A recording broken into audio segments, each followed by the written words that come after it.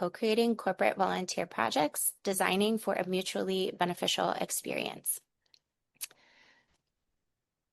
Go ahead and go to the next slide if you want.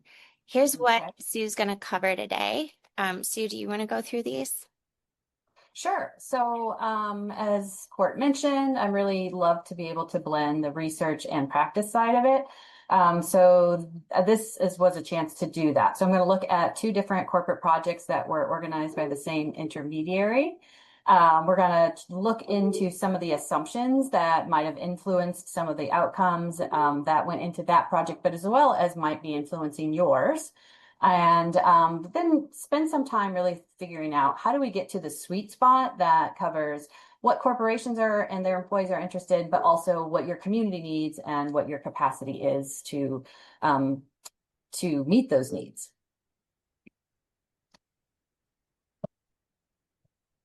So you'll definitely want to stay tuned for the whole hour. It's going to be action-packed, and at the end, Sue's going to talk about principles that support creating these mutually beneficial projects.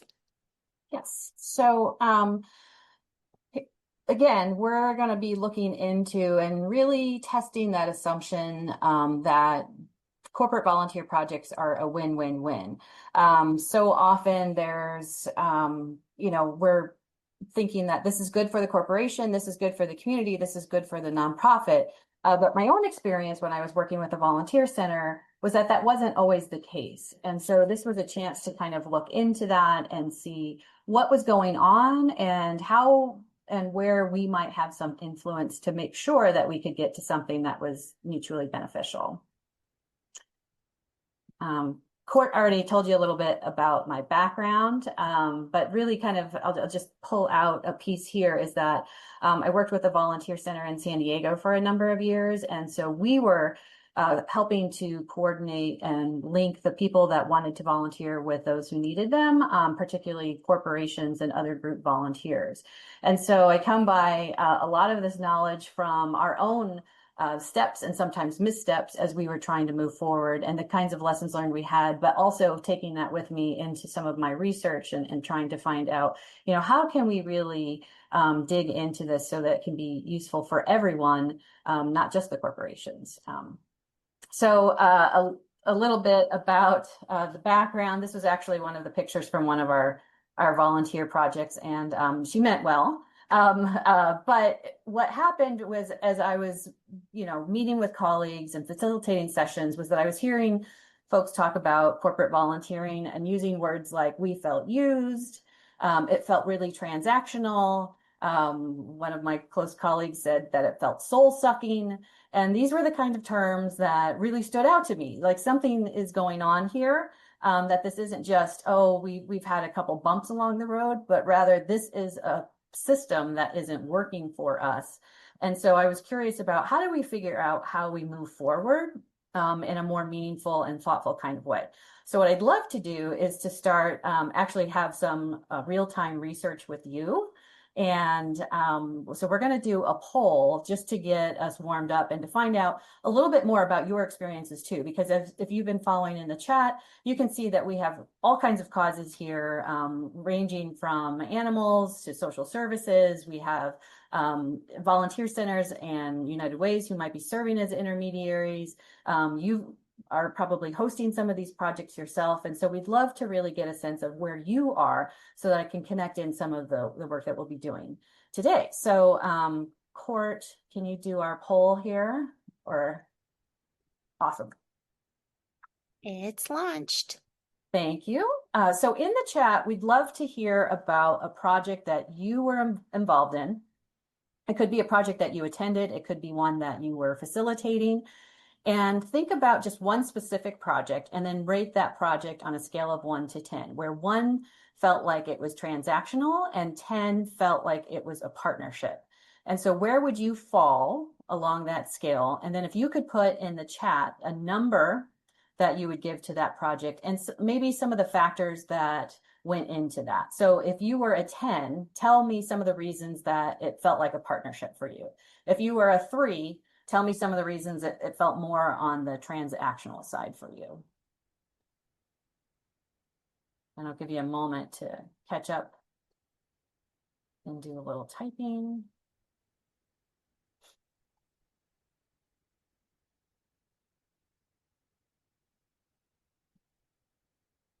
Okay, so we've got some coming in, and it looks like, so John Doherty, awesome. You had a 10 experience. Feel free to pop in any of the factors that made it feel like a 10.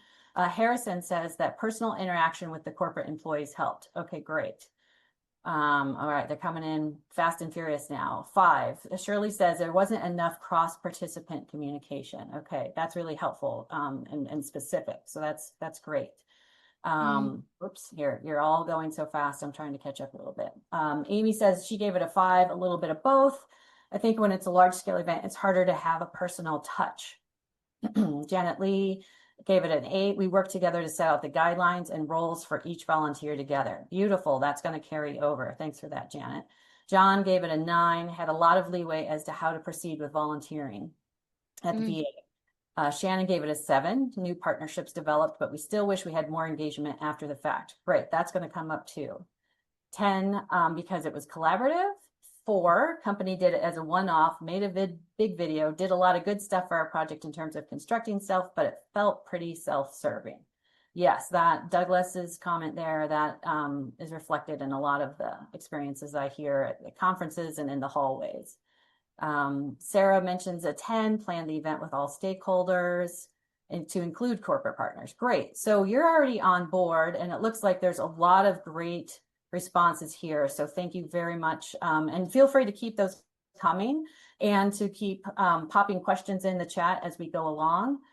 Because a lot of these different factors are going to be things that we'll be working with today. And hopefully we'll be able to learn from each other using the chat as a way to find out, how are folks making this work? What kinds of infrastructure are they putting in place? What kinds of boundaries are they putting in place? And then how can we replicate those same kinds of things within our own organizations?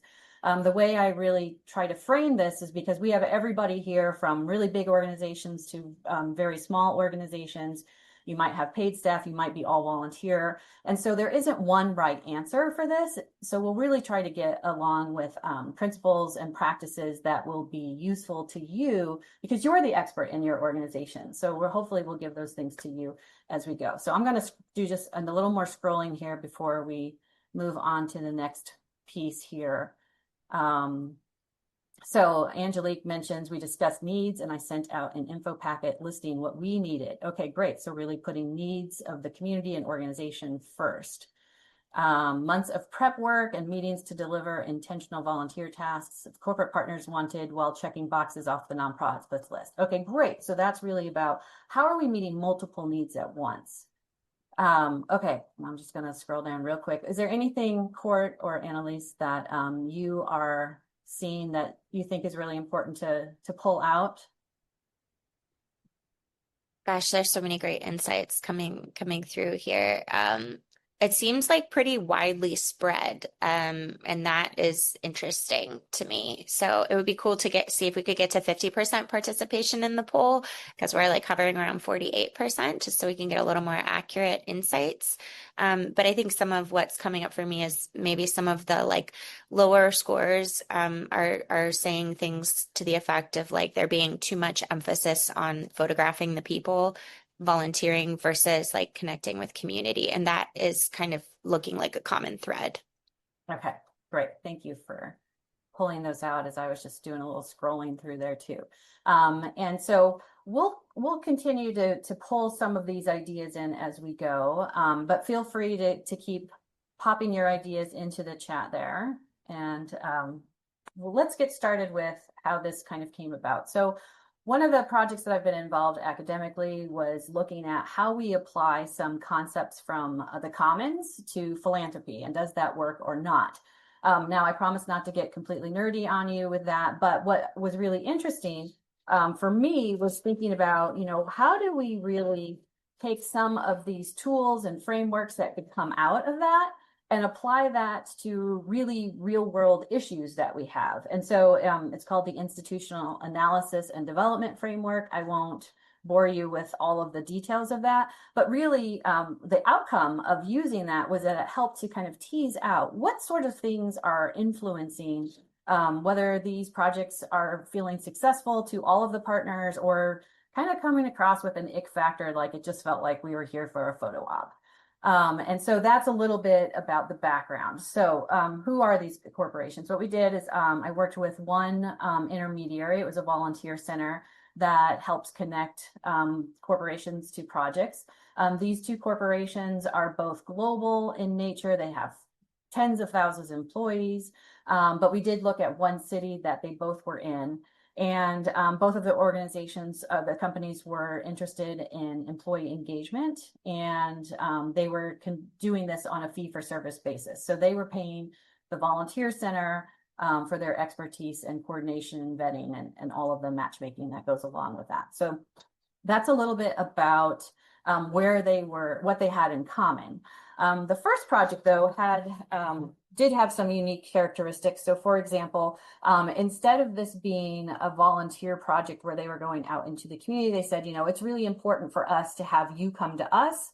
And in addition, they were already having this company-wide event on site at their headquarters where they were going to have not just employees, but family members as well. So there were going to be some kids involved. So they said, we'd love to do some volunteer project that involves the kids. And because we are an organization that works with engineering, they wanted to do a STEM related project. And this would just be one station within the whole festival. So there was food, there was music, there were social activities, there were fun kinds of activities, there were the volunteer activities. And they said, we want to kind of build a project that the kids can do. And so when the corporations or when the volunteer center came to them and said, okay, here are some things that we could do. They said, oh, well, we don't really want to do that one. We don't think it's going to be challenging enough for the employees' kids. We'd like to do this other toy. So that's what they picked. And they said, you know, we're worried that just putting these kits together, basically assembling kits that could be put together by the nonprofits youth, they thought that that wouldn't feel very fair to the kids who were involving. So they built two kits, one for themselves to take home and one for the nonprofit youth participants. So that was project A. The second project had, again, we've got a global corporation. For this particular day of service, they wanted to engage 100 of their employees, and they had not just a lead in their CSR team who was involved in this, but they had a committee of employees who were volunteers to help coordinate and select the projects. So when the committee came together, they said, you know, we really want to do things that are not only of interest to us, but we want to know, what does the community need? How can we best serve the community with our employee skill sets? They also had some kind of tech and engineering skills. And so they picked two different projects. One was a food delivery and packing kind of service that was a plug and play sort of thing. And then the other one was a STEAM fair happening at a science museum. And they said, that just makes a lot of sense for us. So they partnered with another grassroots nonprofit to put together a whole thing where kids who were participating in the STEAM fair could build paper airplanes and then talk about, you know, which kind of airplanes went the furthest and all of those kinds of things. So those were the two projects that we had. One was this festival kind of theme, and the projects came to all of the employees. The other one, the employees went out to two different nonprofits in the community and got involved in those kinds of ways.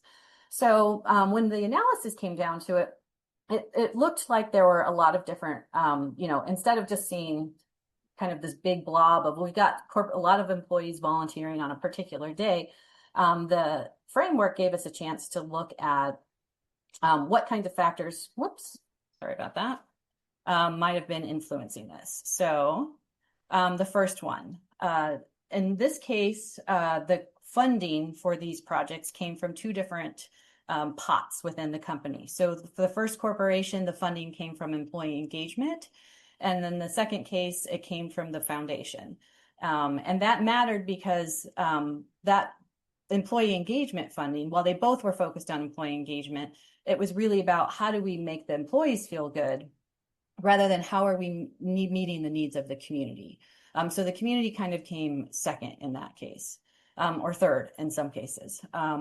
And the second one of the other factors was the lead. So the community lead for the first corporation didn't have any background working with nonprofits.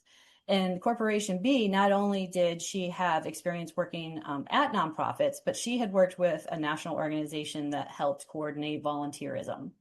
And so she was able to really understand both sides of the experience here. Another factor that mattered was where the volunteering took place. In the first one, it took place at the corporate headquarters. In the second place, in the second corporation, it was out in the community. The fourth one was the nature of the event. As I mentioned, it was a very social kind of thing where volunteering was just one component. And in the second corporation, volunteering was the emphasis of the whole day. The priority for, as I mentioned a little bit already, was in the first project, it was about, what will the employees like to do, and then what will their kids like to do. So it wasn't just about meeting the needs of a lot of adults, but also their kids who were ranging in ages from about 5 to 14 or 15. In the second case, the corporation was really thinking about, okay, so what does the community need? How are the nonprofits working with the community? And then how do we fit ourselves into that system rather than starting first and foremost with their own needs? Mhm. And then in the case of the mission and really talking about why are we here today, in that first project, there were a lot of things going on the main stage, but there was never a chance for either the volunteer center as the intermediary or the nonprofit that was being served to get up and talk a little bit about the organization. They were in the tent where the project was taking place, but they were off in a corner, and it really relied on employees coming over to them rather than having a chance to talk about it. Whereas with Corporation B, they had a chance to, the nonprofits that we're working with had a chance to interact with the employee volunteer committee, and a chance to talk with the employees that showed up as volunteers that day to really give them a sense of here's what we do and here's why that matters to the community. And then just a couple more factors that seem to matter. In the first one, in addition to not talking about here's the mission of these nonprofits organizations, there was no other discussion of, okay, if you had fun today building a kit, here's ways that you can get involved in the community. Here are other ways that you can support or volunteer or donate to this mission. And in the second case, that was built in really from the get-go, that if you had a great time today, we'd love to host you again. And here are some of the ways that you can stay involved with us as a volunteer or donor. And then finally, the communications. In the first case, the communications really came down to the volunteer center almost as a list of demands, like here's what we want, here's when we want it, here are all of our criteria, go make that happen. It was really a top-down kind of one-way sort of thing versus the second corporation, they were having a dialogue. So they both sat down, had a chance to have a conversation, talked about what kinds of needs they had in common, what kinds of goals that they had, and then ways that they could meet those goals together. So that was a lot of information, and I'm just going to stop right there and see if there are things that have popped up in the chat or other kinds of insights that you might add that you think are important. Oops. Yeah, it looks like some common themes popping up in the chat, and y'all keep dropping those notes in the chat in case there's more to say here, of course.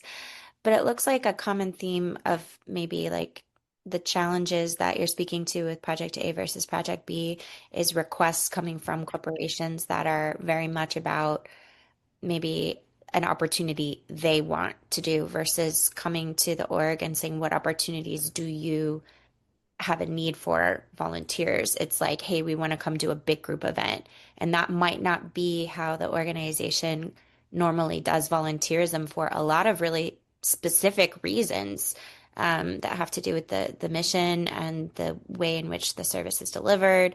Um, yeah. Is there any other things we're seeing? Ooh, some comments are coming up. Okay, great.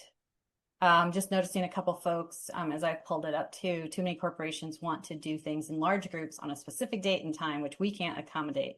Is that it is too overwhelming for our frail seniors. We need individuals to volunteer.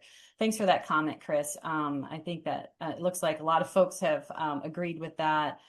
Time allocation with a tight turnaround, it can be an issue, prioritizing needs of the community. Yes, all of these things, those are perfect segues, actually. To thinking about, okay, so where are we going from here? And so this is all well and good, these two corporations and this particular volunteer center and this handful of nonprofits. But you might be going, okay, so how does that matter to me? So I just kind of want to highlight a few things here that you might want to start thinking about. The areas that I've highlighted on the slide are notes about, okay, so what kinds of things can we influence? I think the ones that are most influenceable are these ones that the nonprofit and the community as the priority.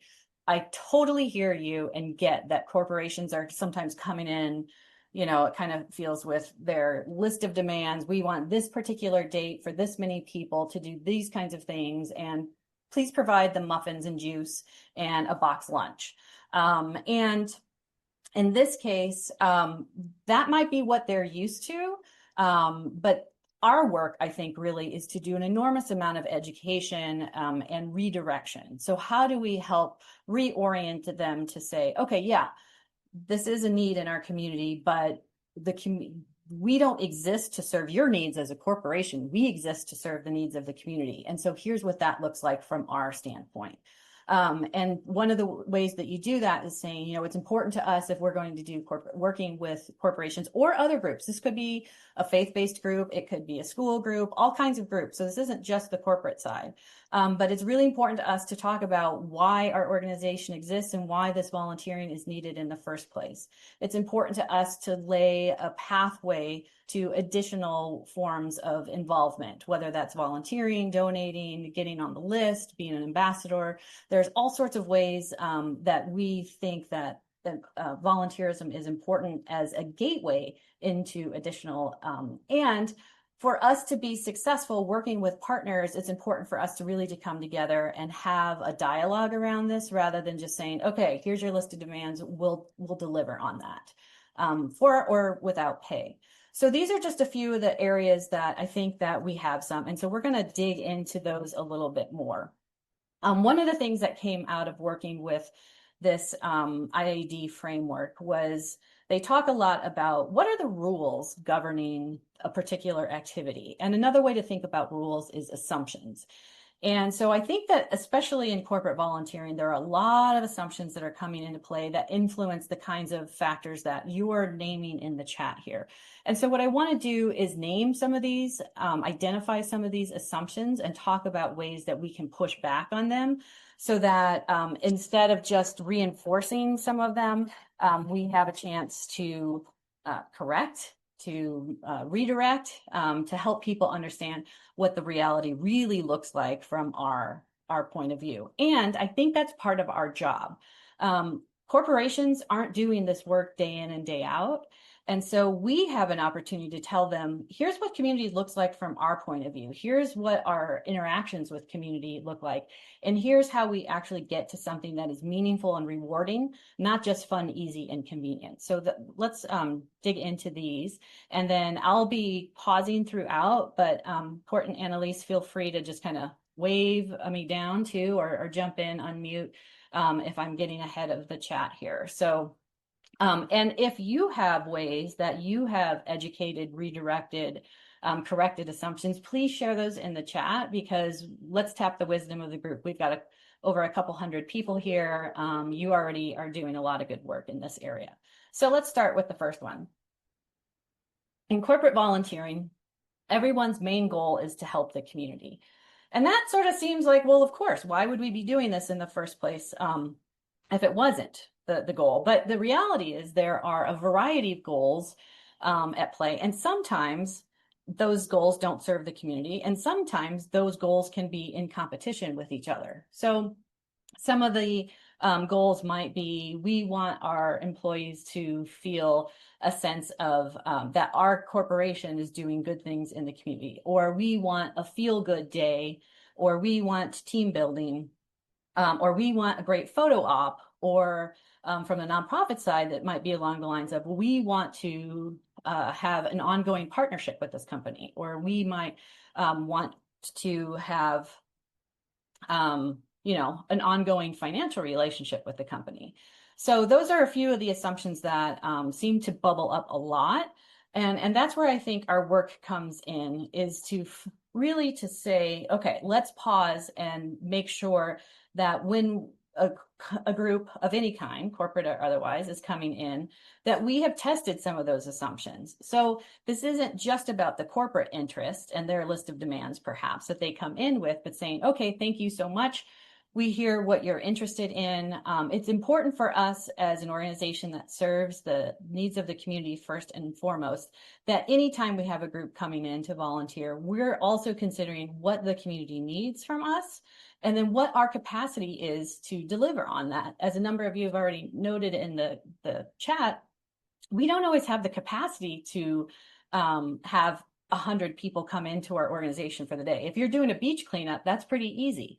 If you are offering social services, or you're working with vulnerable populations, that's not the case. And so helping companies understand that, and then really saying, you know what, we'd love to work with you. Here's what this looks like in our organization, is that we're finding that sweet spot in between all of those needs. You could add extra bubbles, like maybe you're a volunteer center, so you would want to put another bubble on here about your own capacity or expertise. You might divide the corporate interests into employee interest and corporate interest, because those could be two different sorts of things. And there might even be multiple employee kinds of things that pop up. So I'm going to just stop right there to see if there's anything popping up in the chat that would be helpful, or questions that are coming up. Yeah, so it definitely seems like there's some discussion regarding maybe the difference between working with a small local business or a smaller company versus a large corporation that may really be trying to bring, fit large groups of people in, and how you might sort of recognize that those types of corporate interests might be different, actually. Mm-hmm. Yes. And so that's a great way to think about this too, is that, not every corporation is going to come in with the same kinds of needs. Not every team will show up with the same kinds of needs. Just like you might be serving multiple communities within your organization. Maybe you have programs for kids and programs for seniors, and those have different kinds of needs. And so really starting to think about this, and maybe even using your own version of a Venn diagram or some other kind of way to articulate this in some sort of visual, helps to start shift the way people are thinking about this, because they might be coming in with just one idea about what this looks like. So our job is to help them really kind of think about this in a more broad terms. So another assumption that we can come across is that we have to accept groups from big companies so we look like team players. In the case of Corporation A in particular, they were one of the big companies in town. And so the Volunteer Center didn't really feel like it could push back on them, because they're like, oh, well, they'll just go work with someone else. Or, oh, we might lose this contract. Or, oh, we might look like we're hard to work with, or whatever the case may be.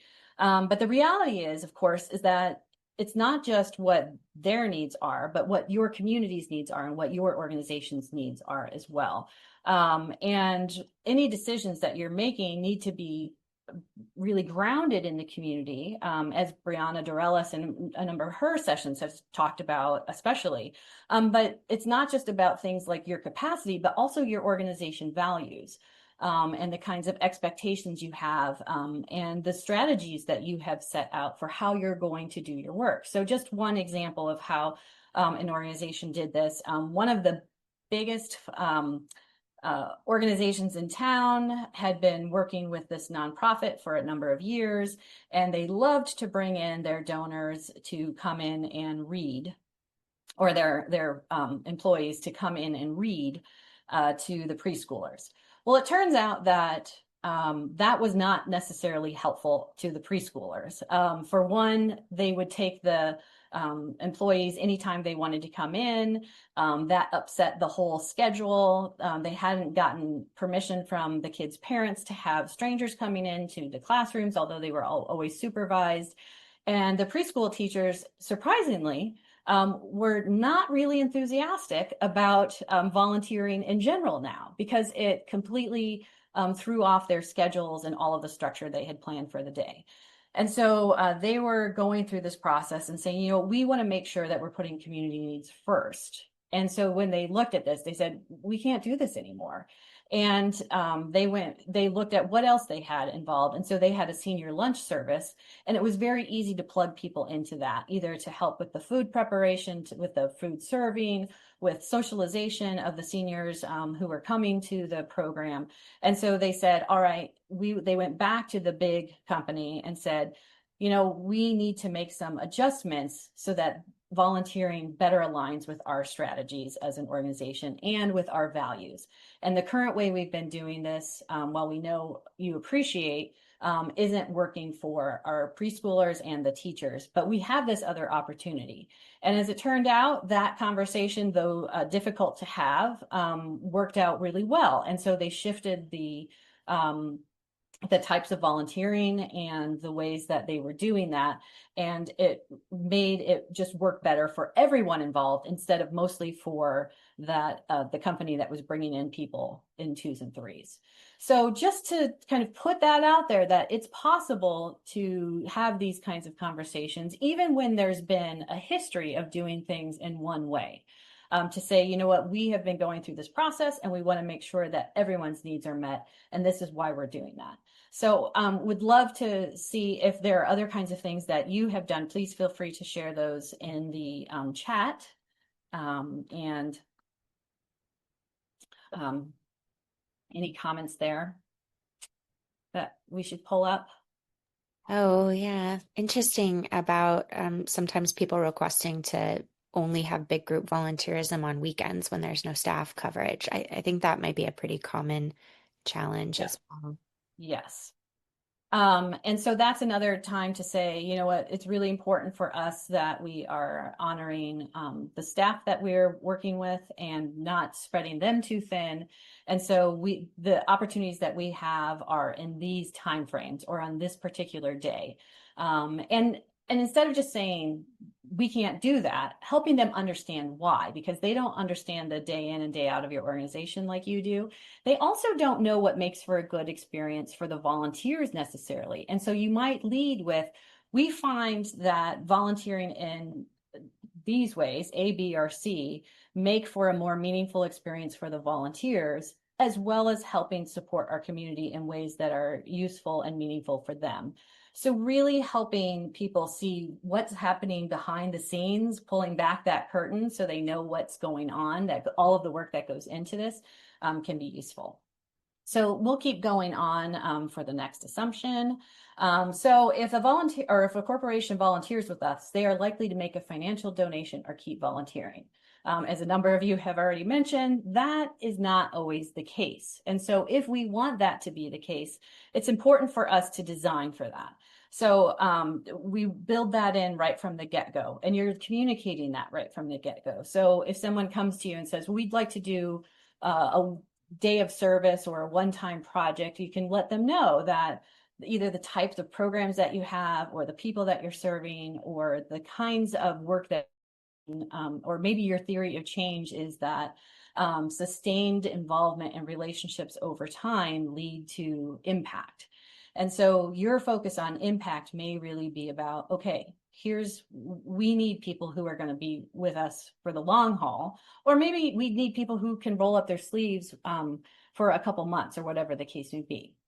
If that is one of our expectations, we need to build that in. And if we can't support companies that can't do that, to let them know this isn't really a good fit for our organization. And so saying no is completely okay. Saying not yet, this isn't a good fit for us. We may have opportunities in another 6 months. Or this isn't a good fit for us, but one of our partner organizations can use volunteers, can engage volunteers on a day-long basis. Here's a referral to them. So those kinds of things help create relationships, even if it doesn't meet a particular need for you. And it helps establish you as a community partner and one that, and helps, again, educate them about what your programs are doing in the community.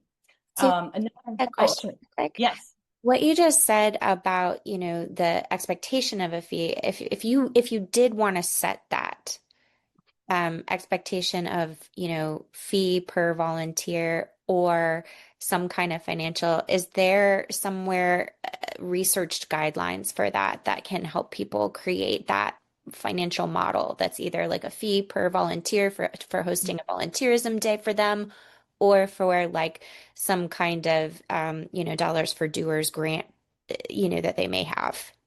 Right. I think this is one of those cases where it comes down to kind of a case by case basis. So in some cases, it may be you're looking at the staff time it takes to facilitate a project or to host a group in your organization. And so you might be thinking about, well, what kinds of staff costs will go into this? Are we doing a beautification project where we're going to need rakes and shovels, or maybe we already have rakes and shovels, but we're going to need more mulch, or we're going to need to get plants. And so thinking about what are the costs that you're incurring that you wouldn't have incurred if this project wasn't going to happen, and helping them understand, okay, one of the things that you may be coming to us to engage your employees or for a team building day. And for us to give you a meaningful experience means that we need to look at the costs that are involved with that, or we're doing a disservice and not being good financial stewards of our budget. And so being able to communicate, to one, identify those costs, and two, to communicate those. It may be that you do that on a project by project basis. And so beautification projects cost one thing, or maybe, and there's, an interactive kind of experience costs another. It could be that you're looking at, you charge per volunteer, if that makes more sense for you. Or maybe you're not charging for it, but you are communicating all of the work that goes into it from on your behalf, so that people understand, oh, this isn't something you throw together, or it's not something that was already happening, that they're doing you this huge favor. Does that help address some of the things coming up? Yeah. Seems Go it ahead. seems like a case by case basis depending upon your org and maybe what the projects are. So I like that idea of having a menu of opportunities for financially engaging, if that's a good fit. Yeah, and it may be, if you're part of an organization that is part of a national organization, like if you're a chapter or an affiliate, there may be resources. You don't have to go it on your own. There may be resources that you can, or maybe you can reach out to a local organization that has a similar kind of mission or does similar kinds of projects to talk about how they're doing that. So that you're being consistent when companies are coming to you, or that you can cross-refer, or that you can learn from each other as you're moving forward. So those are all other ways to move forward with it, but not just accept everything that the corporation wants. And that actually kind of takes us nicely into the next assumption, which is that corporate volunteering has to look like a group of people in matching t-shirts, right? We all have sort of that idea of the pictures that show up on LinkedIn or in the annual reports. But corporate volunteering doesn't always have to look like the same kind of day of service. People are in their matching t-shirts, there's a group photo, we've got 10 or 50 or 100 people there. So what we can do to counteract this assumption is to ask for what we need, ask for what our community needs, and highlight other kinds of service that are happening at your organization that might not fit with those groups of people in a t-shirt. So for example, one of my colleagues who was an executive director and had a big group come in and say, we want to do a day of service. And he said, I was just kind of tired that day. And he said, We don't need a big group for a day of service. What we need is, we're a social service agency. That doesn't really fit the kind of work that we're doing. We can absolutely engage volunteers, but we'd really like a chance to sit down. If you are interested in this, we'd like a chance to sit down with you and talk about here are some of our needs, to learn more about what your interests are, and to see where we could find the common ground, or if there's any common ground. And as it turned out, they had a really productive meeting between their program teams and their volunteer teams, and the company had some folks who were involved as well. And they identified 3 different types of volunteering that could happen, none of which looked like that traditional group project. So as we're thinking about these kinds of things, getting creative about what it looks like to partner with a company or other group, it doesn't always have to be that day of service. And I totally appreciate that they might be coming in with that picture. And it's okay for you to say, no, this isn't really a good fit for us, but we'd love to work with you if you're open to these other ideas. Also, if this is what you want to move toward and you want to move away from the group kind of matchy sorts of things, it's valuable to highlight those kinds of service. So if you've selected some different kinds of projects or programs that volunteers are involving, highlight those, talk about what those are. Don't just put the pictures up on LinkedIn and your website and of the people and matching t-shirts, because it reinforces that there's one way to volunteer as a group. So that's another one of the assumptions. And then we'll keep going on here, and I'll stop for questions after this next piece, which is that volunteers need, or nonprofits need volunteers, so it should be free for us to volunteer. So this is really getting at, you all were right on board with this. You all get gold stars. I've got the A team here today. And of course, we know that matching the right group to the right opportunity at the right time takes expertise. It takes money. It takes time. And so helping organizations, companies understand this is really valuable. So I'll give you an example of what one organization did for this.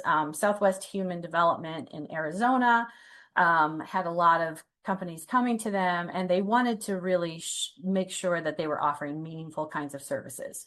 So one of their programs is about youth literacy. And so a lot of people wanted to read with kids.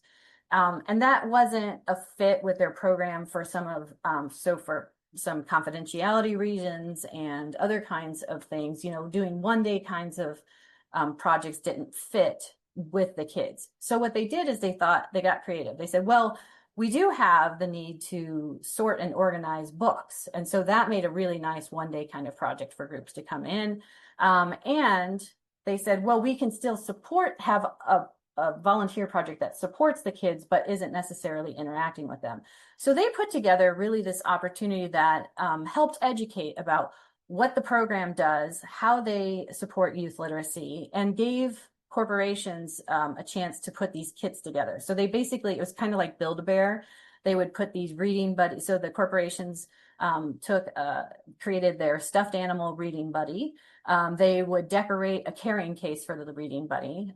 They would put a book in with it, and then the volunteers would write an encouraging note to all of the kids. And the corporations would basically pay for the kit as well as the staff time for the whole experience. So that's just one example of how an organization got creative with, okay, here's what is a good one-time day of service types of project, and here's how we can still meet our needs without compromising any of the values that we have organizationally. So I'll just stop there again to see how we're doing in chat with questions or ideas. Oh my goodness, there's so much great conversation Holy happening. cow, you all are Everything you're awesome. saying, everyone is right there with you, Sue. It looks like we've just got such a broad swath of ideas and experiences. Is there a way of turning this into something where you can approach them with like a sponsorship? Like, does your organization take sponsorships? Like, can you turn it into like an opportunity that can be a little bit more of a rich relationship and make money feel like less uncomfortable, as though it's not just you know um, paying for people to come onto your site. Yes, Yes. And I think that's kind of a paradox that we're working with here is that once we introduce money into the equation, then sometimes the corporation goes, well, I'm the customer, and so my needs are the ones that take priority. Mm. So instead, one of the things, another way to think about kind of using Venn diagrams, because I think the visuals can be valuable, is just to really kind of chart out, here are all the resources it takes for a meaningful and successful volunteer project. So it takes not just volunteers and it takes not just some budget to cover supplies and the time, but it takes expertise. It takes knowledge of what the community needs. It takes, in the case of a volunteer center or some other intermediary, it takes knowledge of which organizations have projects that will be group friendly.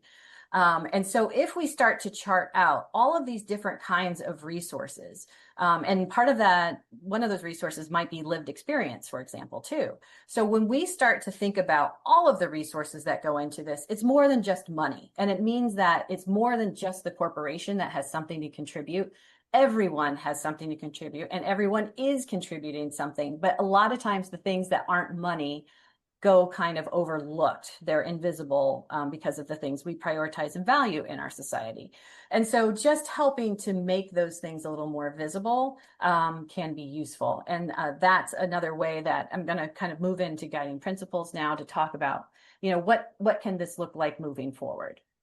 And then we'll have another chance to check in with some questions and your ideas too. So the first one is getting clear internally about what are your criteria for a good project. So one of the challenges can be that, what the volunteer manager thinks is useful is different than what the executive director or resource development team thinks is useful, or they've got this donor or corporation and they just want to like make them happy. And so they're like, just make it happen. And so really understanding what is it that makes for success? What will be a good project for the organization? Again, that Venn diagram, you can think about that. How do we get everybody on the same page so that the executive director isn't promising one thing when they're out in the community, and then you have to sort of, fit these square pegs into round holes. I got that analogy wrong, but you know what I'm talking about. So understanding here's what we value as an organization. Here's what our capacity is. Here are the kinds of projects that have been successful in the past. Here are the kinds of things we're hoping to accomplish. Here's where we really need community support to advance a project or an initiative. And so once you have those things done internally, it helps you be more proactive instead of just responding to every call that you get or email that you get or person that you run into. You can say, we've been really thoughtful and intentional about what makes for good projects. So that's one way that we can do that. Another is to communicate those criteria internally and externally as often as possible. So Priya Parker does a lot of work around facilitation, and she says you can absolutely change the rules of the game, but you need to set the expectations up front. So instead of saying we are here and we can give you a fun, easy, convenient project, you can instead frame that work in terms of partnership and say, here's what community volunteering looks like with us. Here's what corporate volunteering looks like with us. And so that already tells a potential partner that it isn't necessarily what they've seen in other organizations or what they've experienced there, but this is what it looks like with our particular community and our organization at this time. Next, we how do we build in those times so that it's not a top-down one-way kind of communication, but we really have this chance to kind of check in with each other, name assumptions that we're seeing, talk about power dynamics even, and say, we really want to engage partners in conversation. And if you don't have time for that, then we might not be the right place for you. Or if you want to come in 3 days for something, I saw some comments about timing. You can say, one of your criteria might be that we need at least 3 weeks or 3 months or whatever your time period is lead to make sure that we can create good experiences for you and our communities. So those are a couple ways things to talk about in your dialogue. Next, make the work of community visible. So there's a ton that goes into this, right? But a lot of times you come off we come off like Olympian ice skaters, right? We make it look easy and effortless. And so people start to think, your volunteers or the corporation starts to think that community doesn't really take that much work.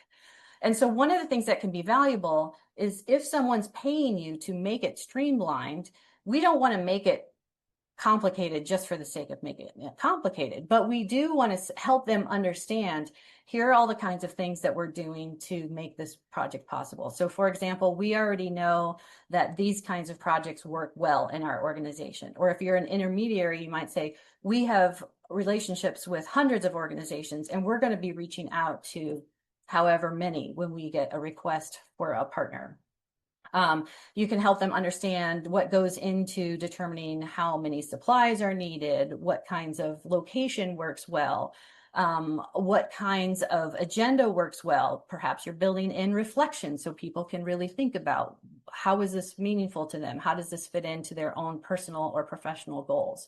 So making that work that often is invisible because you are doing it day in and day out, visible to the folks who aren't doing it day in and day out, can be a really important way for helping them understand why you are setting up the boundaries that you are. And then next, frame and design service in terms of partnership. Again, this is something that Brianna talks about all the time.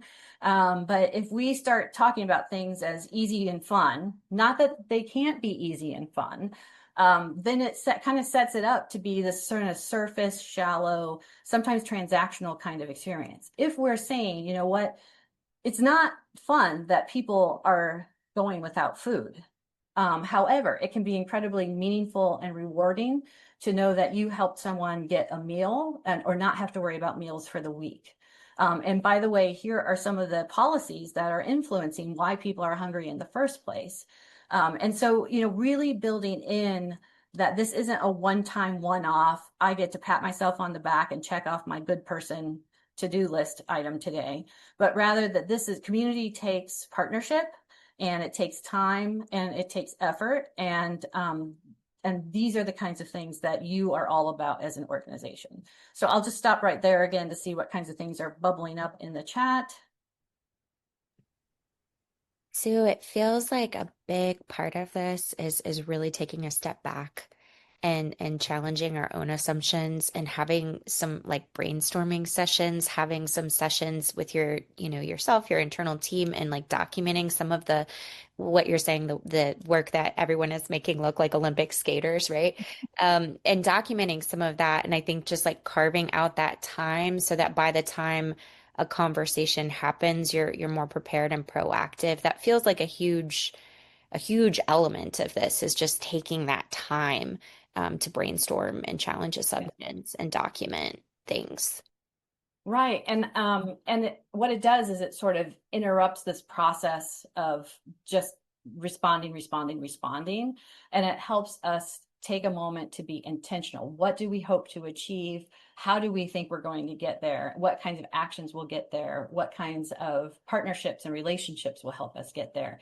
And then being clear on, sometimes we may need to say no or not yet, and having the confidence to do that, not that it's going to make somebody mad, but help them say, look, we don't want you to come in and feel like your time isn't being used well. We value your time. We value our committee, our community. And this is the way we put those values into action. And so I think that helps kind of round some of the edges that can come with this. And again, I just want to say that there's an enormous amount of education that goes into this. And, sometimes people just have this one mental model of what it can be and think everybody should just, toe the line when it comes to that. So I appreciate the challenges that go into that. I've had those hard conversations. In one case, people I had to give money back for a project because people were just like, no, you need to be doing, A through Z for us. And I'm like, you paid for A, and that was it. And so, if we couldn't come to an agreement, there's nothing harder than handing money back. But we weren't going to be able to have a satisfactory outcome for them or for us. And so we just had to, make that hard call. And so I appreciate all of the hard calls that can sometimes go into this, but that help realign and reprioritize community, especially for those of us who are saying community drives what we do. Yeah, and I'm also seeing a lot of, very specific questions about the type of organization. Like we do, volunteering in a hospital, we do volunteering with children. And, it seems like maybe some of the research part of the brainstorming in the org might be like looking at other models, like other organizations across the country or the world who have a model for corporate partnerships that are working or looking for other people, is that part of maybe the research of you're trying to figure out how to implement this at your organization?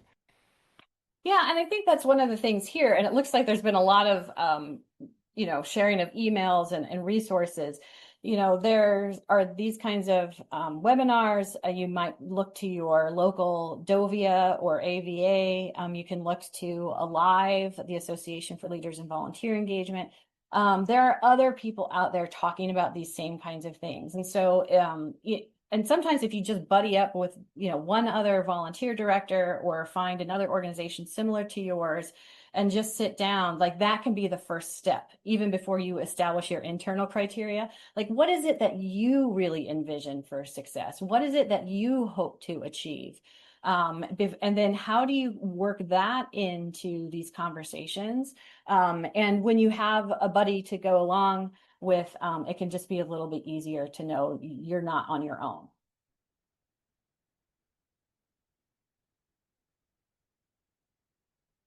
So I know we're getting close to our time boundary here, so I'll just keep things going. And so here are some other action steps.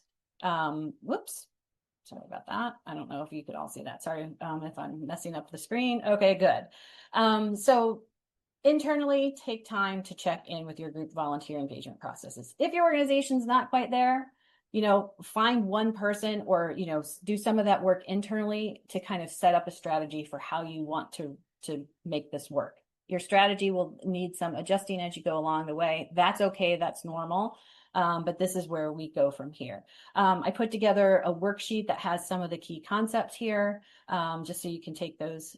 You'll have the slides, but of course you can have that worksheet, and that might be something to take along to some of your conversations, and try things out.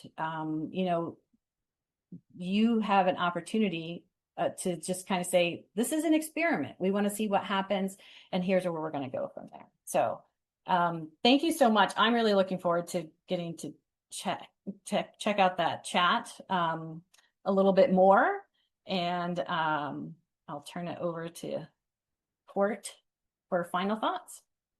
Yeah, first of all, I just want to say, woo, we landed right here at the top of the hour. So a real action-packed webinar. We're going to send everyone the recording. We're going to make sure to get 4 resources that Sue has set aside specifically for this, three blogs and one of the downloads that she's given. So everyone's going to get that. We're also going to make sure you get the chat because there were some really amazing ideas shared in here and definitely loved everyone participating in the poll. Thank you so much for sharing your experience, your insights on these partnerships. I think this is going to be a continuing conversation as this is, top of mind for everyone looking to, diversify support for their organizations in 2025. And so this is a really important conversation. And a huge thank you to Sue Carter Kahl. Please follow her work on Volunteer Commons, Sue Carter Kahl Consulting, and of course, you can follow her on LinkedIn. And please look for an email coming from our team to make sure that we get you all of these resources. We also want to see you next month. We are going to have another webinar in August with Nicole R. Smith, and we are going to talk about what it takes to build a volunteer advisory team. Sometimes your most creative ideas can come from your volunteers that you've already got. And so, what does it look like to have a volunteer advisory team? So, we'll keep talking about team building, really great conversations. And again, thank you so much for your time and your presence in being a part of these events. It's incredibly meaningful that you would take an hour out of your day to hang out together and with us to hold space for these really important conversations. So, let's keep them going. And again, big thank you to Sue. Always love getting a chance to talk with you. Thanks, Court. Thanks, everyone. All right, everyone. We will see you all very, very soon. And please look for those resources to come from us via email. And we'll make sure you can connect with Sue as well. Take care, and we'll log off and see you real soon. Okay?